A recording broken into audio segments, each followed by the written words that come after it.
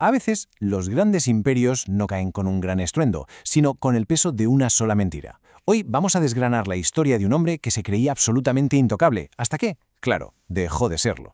Para meternos de lleno en esta historia, lo primero es entender al protagonista, y qué mejor manera de hacerlo que escuchando sus propias palabras.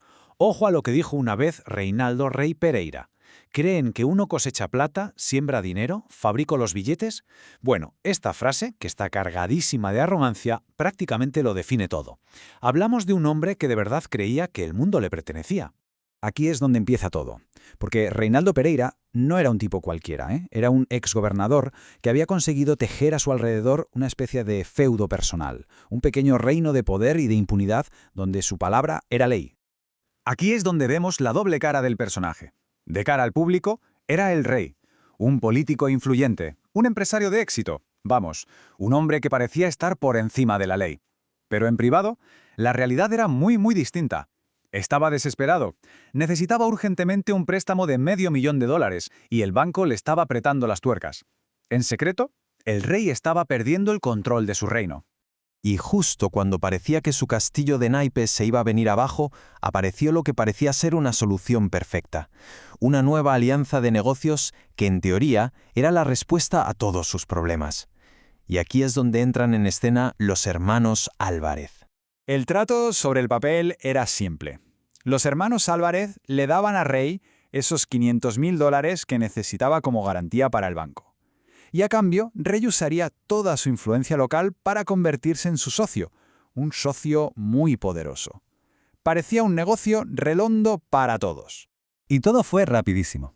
El primer día, Rey conoce a los Álvarez y, claro, los deslumbra con su poder. Una semana más tarde, apenas una semana, Mauro Álvarez ya había aceptado darle la garantía para el préstamo. Pero siempre hay un pero. Había un plazo. En solo 3 meses, las letras de cambio firmadas iban a vencer. El tiempo corría en su contra. Y ahora es cuando la historia da un giro oscuro. Aquí es donde esa alianza de negocios se rompe en 1000 pedazos y la desesperación pues acaba dando paso a un crimen. El detonante de todo fue un negocio de ganado, un negocio que salió mal. Resulta que Mauro Álvarez tenía una deuda con Rey y le ofreció pagársela con ganado de su finca. Pero al llegar allí, Rey se encontró con que no estaban las vacas de calidad que él esperaba, sino cerdos. Se sintió engañado, y una discusión sobre dinero y mentiras empezó a subir de tono de una forma muy peligrosa. Y entonces soltó la amenaza. «Me estás engañando, ya vas a ver lo que te va a pasar». Esas fueron las palabras exactas de Rey justo antes de que la discusión terminara de la peor manera imaginable, con el asesinato de Mauro Álvarez. La reacción de Rey, lejos de ser el pánico, fue inmediata, fría y calculadora. Enseguida puso en marcha un plan de 3 pasos. Primero, inventarse una historia. La suya fue que ambos habían sido secuestrados por unos tipos armados. Segundo, ponerse a sí mismo como el héroe. Insistió en que él había logrado escapar enfrentándose a tiros con los secuestradores. Y tercero, y esto es clave, borrar las pruebas. Le ordenó a su socio, Fernando, que escondiera el vehículo de la víctima y lo limpiara a fondo. Así que teníamos la ecuación, un hombre poderoso, un cadáver y una mentira muy audaz. La pregunta era, ¿quién se iba a atrever a cuestionar al rey? La historia que había montado parecía, a primera vista, a prueba de balas. Y así entramos en la fase de la investigación. Porque por muy perfecta que pareciera la historia, ya se sabe lo que dicen, que las mentiras tienen las patas muy cortas, incluso para un rey. El círculo de evidencias estaba a punto de cerrarse a su alrededor. Y el punto de inflexión, la primera ficha de dominó que cayó, vino desde dentro de su propio círculo. Su socio, Fernando, el mismo al que le había encargado hacer desaparecer el coche, decidió hablar. Su motivo era muy simple. No quiero cargar con un muerto que no es mío. Reinaldo Pereira no siempre puede ganar. Se dio cuenta de que el rey no era invencible. Así que la primera prueba clave fue precisamente ese testigo.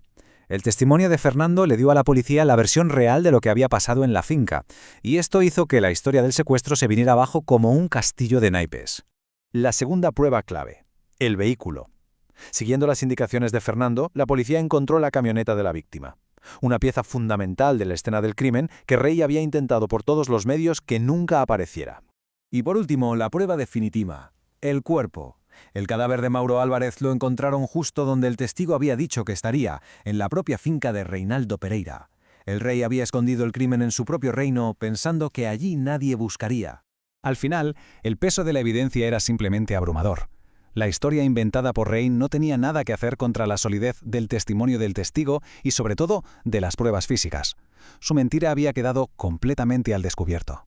Y con todas las cartas sobre la mesa, llegamos al acto final de esta historia. Con semejantes pruebas en su contra, la detención era inevitable. Solo quedaba esperar el juicio y el veredicto. La caída del rey era inminente. Pero incluso en ese momento, Rey seguía creyendo en su propio poder. Estaba convencido de que el juez, a quien le debía favores, iba a ayudarle. Daba por hecho que saldría bajo fianza sin problemas. Creía que su poder lo protegería hasta el final. Pero la realidad fue un golpe durísimo. El juez estaba presionado, para un delito así no se concedía la fianza, y su poder, por primera vez, demostró tener límites. La frase de su propio abogado lo resume a la perfección. Del árbol caído, todos hacen leña. En el momento en que su poder se empezó a desvanecer, todos esos supuestos aliados le dieron la espalda. De repente estaba completamente solo. Y entonces llegó la sentencia. Reinaldo Pereira Vinuesa fue condenado por el asesinato de Mauro Álvarez a 6 años de reclusión. Sí, han oído bien, 6 años. Un número que desde luego sorprende por lo bajo. Y claro, la pregunta es evidente. ¿Por qué una sentencia tan leve para un asesinato? Pues la clave está en los atenuantes que el tribunal decidió considerar. Tuvieron en cuenta la supuesta buena conducta y honorabilidad de Rey, y, lo que es más increíble, se utilizó un antecedente penal menor de la propia víctima de cuando tenía 18 años para rebajar la condena. Esto fue un reflejo clarísimo de que su influencia, aunque estuviera muy tocada, todavía tenía peso en el sistema. Pero a pesar de esa sentencia que deja un sabor agridulce, algo fundamental había cambiado. Por primera vez en ese lugar, se demostró que los poderosos no son del todo intocables. Se había enviado un mensaje. Un hombre que se creía por encima de la ley podía al menos ser juzgado y condenado. Y esto nos deja con una pregunta final flotando en el aire. Si la justicia pudo alcanzar a este rey, aunque fuera de una forma tan imperfecta, ¿significa que otros también pueden caer? La historia de Reinaldo Pereira demuestra que la impunidad tiene grietas y que a veces, muy a veces, por ellas se cuela un poco de justicia. La cuestión es si esas grietas son solo la excepción o si algún día podrán convertirse en la regla.